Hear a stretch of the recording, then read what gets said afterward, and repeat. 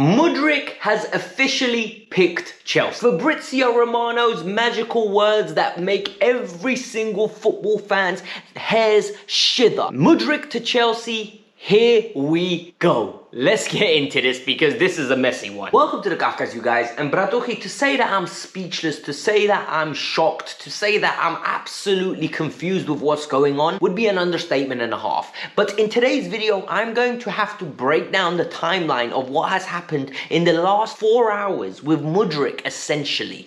And we're going to have to explain to you the real truth behind the hijacking of Chelsea, of Mudyrk from Arsenal. Because he was their player. Mikel Arteta was in a press conference 24 hours ago, smiling when his name was mentioned. This was an Arsenal player. We saw images, we saw him twerking, we saw him begging for the club, essentially. But Chelsea have hijacked this deal, and I'm going to give you the exact truth to what has happened. So all I ask from you guys now is to hit the like button, to subscribe to the channel, because you guys know you have to do that because it supports the channel. And in the pinned comments below, I have got a link to my Instagram. Go follow me there and let's build this community. But if you're happy that Mudyrk is joining Chelsea, hit that like button. All right. So, if you missed my earlier update, I'm breaking this down for you because I was adamant that this was not going to happen. I was adamant that this was driven by an agent. And let me explain to you from the beginning, A to Z, what was going on. Mudyrk has been chasing Arsenal as much as they've been chasing him. They've been caught in each other. They've been dropping game onto each other. Arsenal just haven't finessed the deal. They've been chasing him since last April. They've been literally trying to milk the price. Shakhtar have been very specific. Anthony type of money. That's what they've reportedly said. It is going to cost you 100 million euros. Arsenal said no chance. We're going to give you 40 million. It went up to 50, it went up as high as 60, and even Arsenal went up to 70 million in a combined package. Shakhtar have been firm. No, no, no, no, no. Chelsea inquired into the player a couple of weeks ago, and that's all they did. Matt Law confirmed that. All Chelsea did was inquire into the player. They didn't want to know whether is he available. They just said, can we get him? And if so, are you interested in coming to us potentially? The notion was very adamant, right? That Chelsea are not going to get him because the player wants to go to Arsenal. He's made that abundantly clear. But yet, somehow, we are getting a here we go now. And what has happened? I'll tell you what's happened. Arsenal played their hand for too long. Arsenal wasted time for too long. Arsenal literally ruined the opportunity they had to sign this player because they dwelled on it. And Chelsea now are actively stealing this player. And the reason they're stealing it is because they have bid 60 million euros guaranteed and 40 million in add-ons across the net life of the contract based on the fact that if he can meet certain criteria. These criteria are normally going to be performance related, depending if Chelsea is successful and Mudyrk is having a good season, Shakhtar get their money. Why are we complaining? If Chelsea reap the rewards of Mudyrk, I don't care how much he costs. As long as he performs, I won't care, and I'm telling you that right now. The issue here is the craziness. He's on a flight now to complete his medical at Chelsea on Sunday. This is reported by Fabrizio Romano. All of this information has been reported by numerous sources. Matt Law, David Owens, Fabrizio Romano, who broke the story today a couple hours ago. I've posted a video before, like I said, go and watch that one. My instant reaction to the fact where I didn't believe that this deal could even happen, which blows my mind actually.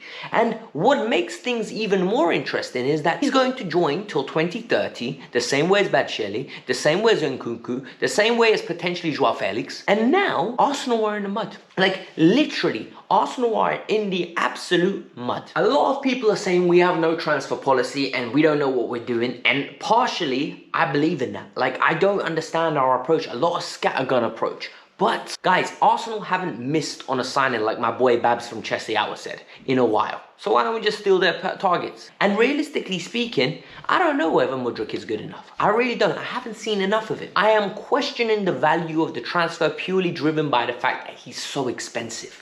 But when you actually break it down into incremental talent that he could become, could be worth it, could not be. I don't know. But Nkunku, Kai Havertz, Joao Felix, and Mudyrk, Callum Hudson-Odoi, now that's a 5-player combo that I could like at my club. Good rotation, 5 players fighting over 3 positions, something I could see for the long term, something that we can build off. Creativity, ingenuity, pace, power, technique, skill.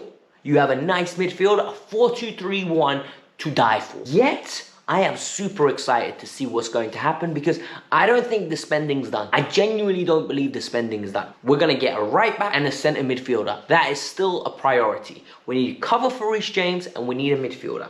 But Mudyrk to Chelsea is a deal that looks complete, and it blows my mind how quick this has happened. Going forward for the rest of the season, we've got a game against Crystal Palace tomorrow, and this game is something that we need to be up for and we need to win, guys, because it's all well and good dominating in the transfer market. It's another thing when you're not performing well, in the sense that your team's just consistently getting bad PR from results. We can't just keep buying players. We can't just lose and go get Enzo Fernandez. Do you know what I mean? Just to shut the fans up and keep them happy. Because a part of me thinks if we were on a better run, the owners wouldn't be as reactive as they've been recently. Mudyrk is a reaction signing, in my opinion. I think Joao Felix is a reaction signing. That's what we heard from Fabrizio Romano. But the game against Crystal Palace is an interesting one because we're going to be meeting a team that is going to be targeting Azpilicueta. Zaha is going to be all over him. They've got Olise, they've got Eze.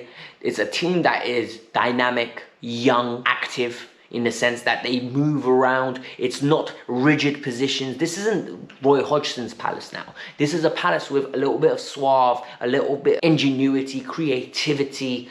They've got a busybody up top in Edouard and Ayew, whoever plays up top normally. And Chelsea need to match the intensity. Chelsea need to go and dominate this home game. If they don't, we're going to lose. Chelsea need to match the levels of Crystal Palace. It's very embarrassing that I'm even saying that, but 2/10 of the game, in my opinion, 20% of the game, is not going to come down to quality ingenuity. That's what's going to take up of the game. The other 8/10 is commitment, energy, organization, is the basics. And Chelsea don't do it. Chelsea think they can rock up with a little bit of creativity and it's enough. You've got to match the team with effort levels. The Premier League is no longer teams being scared of you. And we haven't done anything to warrant anyone to be scared of. I hope we win. I don't know if we're going to win. I'll be dead honest with you right now. I can't back ourselves to win because they've let me down so many times this season. So I'm going to try be as optimistic as possible. The team I would most probably select tomorrow, I can't believe I'm about to say this, it's Kepa in goal.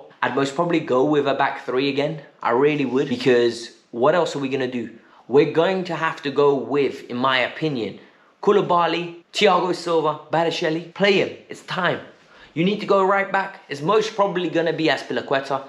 Left, Cucurella. And then a midfield two. We're stuck with Jorginho and Kovacic because no one else is fit. Zachariah's out. We're going to go front three. It's most probably going to be Mason Mount, Kai Havertz again, and whoever's fit. Literally, Pulisic's out, Sterling's out, Brozier's out. It most probably will have to be Hakim Ziyech. This is not a strong team. This is not a team that we can back at this moment in time. I really wish Chukwuemeka got a start. I don't see it happening. Guys, but this is the Kavkas View. I hope you lot enjoyed it. I'm still shocked. I can't believe what's going on. But this is the last upload of today. Like, this deal's done. It looks like it's set to be completed. Fabrizio Romano said the magic words. Hit the like button, subscribe to the channel. See you later. Peace out.